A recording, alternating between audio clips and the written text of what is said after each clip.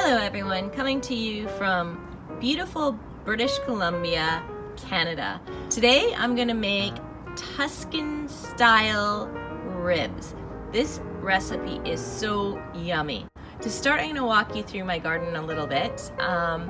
So we have the garlic growing, we have fresh oregano, got some rosemary, which I'm gonna cut a couple sprigs of this. Have fresh sage, which, as we were out in the garden picking the fresh rosemary and sage, it smells so good. I'm gonna have a glass of Prosecco while I make my ribs. Since Cristiano and Michael both had some, it's my turn. And I love rubs on meat. They're my favorite thing.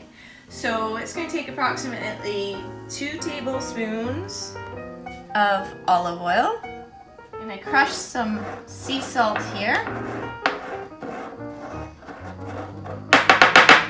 1 to 1.5 tablespoons of salt, depending on how much you like.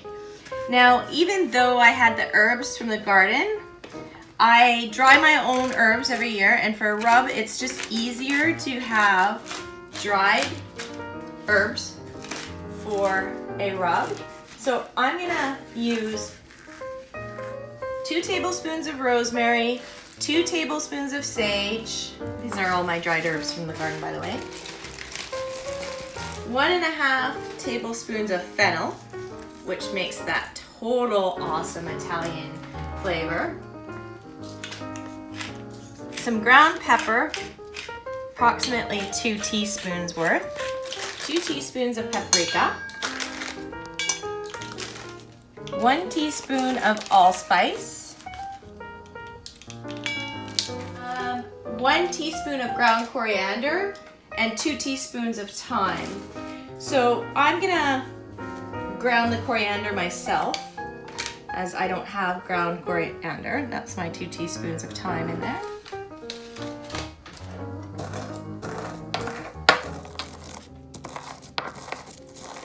Just emulsify it.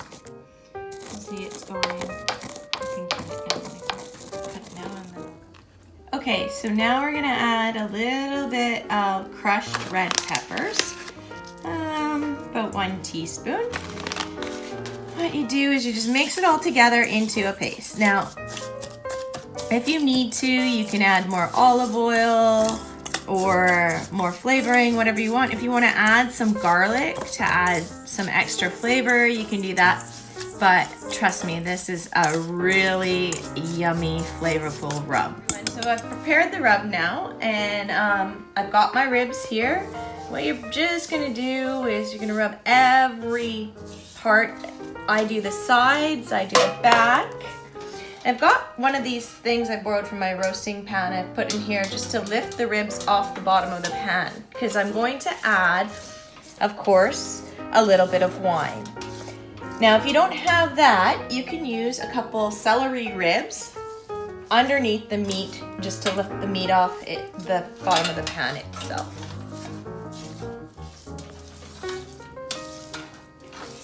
So you can see the paprika and all the herbs getting in there. You flip it over.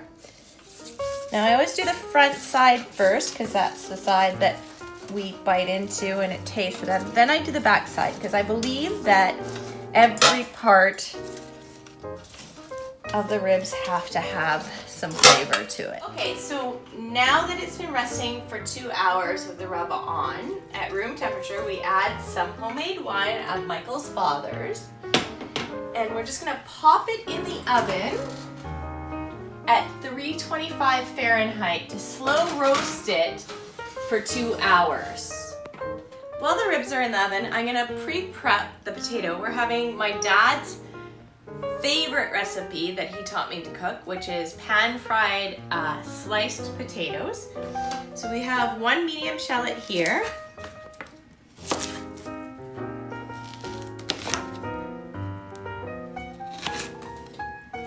Now, my chopping skills are not as good as Michael's. He is much better, almost like a professional chef, but we want tiny little pieces.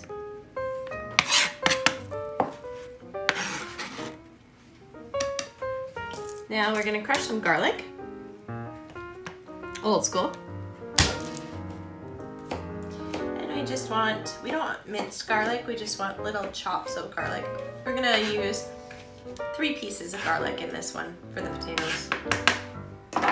So now I'm gonna peel the potato and just put it in some cold water. Cut it into thin slices. Now you cut the potato into tiny little thin slices like this. So when you're frying them, they're gonna come up like little potato chips. Just put them in the water until we're ready to fry.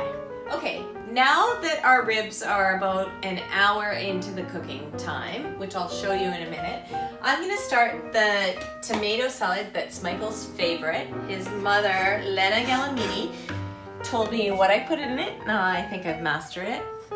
So we cut up the cherry, you can use any tomatoes really. I do the cherry tomatoes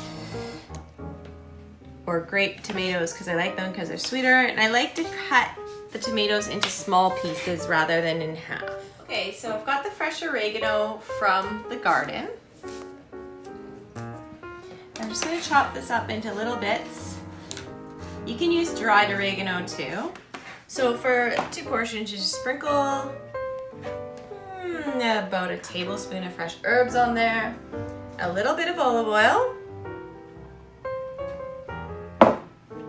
white wine vinegar, a squeeze of balsamic de Modena, and a little bit of garlic.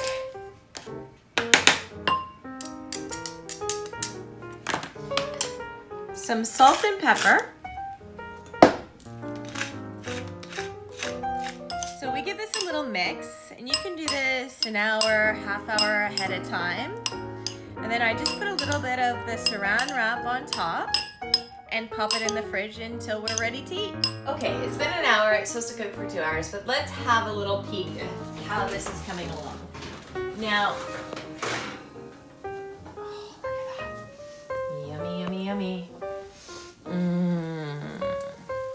Okay, so now that our ribs have been in the oven for an hour and a half, so almost 2 hours, we are gonna start the potatoes. I'm gonna put it on medium-high. Put about 2 tablespoons in here of olive oil. And I've actually tented the ribs with just a foil to keep them moist for the last half hour. Now we're gonna drain our potatoes. And normally in Italian cooking, you put the olive oil, then the onions and the garlic. But with this recipe that my dad taught me, we're gonna crisp the potatoes first. So what I do is I just spread them along the pan. Okay, so you put the lid on so that it cooks the potatoes right through. And I'm gonna be checking on it, flipping it as we go on. So as you're coming along, you want to make sure that both sides of all the potatoes are coated with the olive oil. That way. This cat smells my food. Every time I'm cooking, he comes out.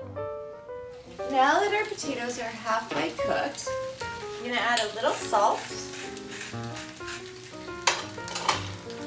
and a little pepper. Now you can add whatever seasoning you want to these potatoes. I suggest you try them plain to begin with because we're gonna add some garlic and onion to them at the end. So you know how you saute the garlic and onion on the beginning of a recipe, usually just so that they're translucent. Here we're gonna do the opposite. Once the potatoes start to crisp, we're gonna add the garlic and onion. So the potatoes are starting to crisp up nicely. You can see some of the edges that are a bit brown. They're starting to cook. Of course, you want to get them super crisp. Michele, get your hands out of the potatoes. Okay, because with cooking, everything is about timing. And we don't always have the best cookware. We have to be careful. It's kind of like science. I think cooking is like science. So I've got 5 minutes and 20 seconds left on my ribs. Potatoes are starting to crisp up, so they're almost ready. I'm gonna take them off the heat for a little while, and then I'll come back and crisp them up even more. Hey everyone, this is what I call crunch time when cooking a dinner for everyone. so we're getting close to being finished. And I have to start keeping things on high heat. So I removed the foil. Now that I've removed the foil, I'm going to brush the ribs with balsamic de Modena. It's not a beautiful bottle like Cristiano, so I put it in a beautiful cup, 2 tablespoons, and I just brush the entire ribs completely. It smells so good. I'm gonna do broil low for 3 to 5 minutes, but before I do that, I'm just gonna shove it in the oven, and I'm gonna start my potatoes because I'm not sure which one will end up happening first. So here are my potatoes. This is the time right now. I'm gonna turn them on to like a higher level, so medium high. I'm gonna add the onions and garlic now. Now to add the onions and garlic, I'm gonna add a tiny bit of butter, which my dad would just be so upset because this is his recipe and it's only olive oil. But I like the flavor of butter, so just a tiny, like maybe a half a tablespoon of butter in there. Okay, the potatoes are starting to crisp up and the onions are getting clear or translucent, as most people say. We're about to get the ribs out of the onion. So now that balsamic vinegar that we put on top is nicely caramelized on the ribs, which is perfect. These are nice and crisped up with the onions and garlic. I'm going to turn them off and they're pretty much ready to serve. I'm going to pour it onto a platter here. Oh yeah, I'm going to cut some ribs.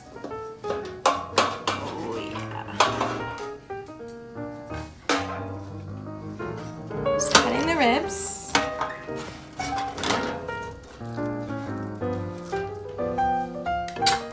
So I like to use this as a centerpiece or to add. You can decorate your plate with it or you can put it in a vase.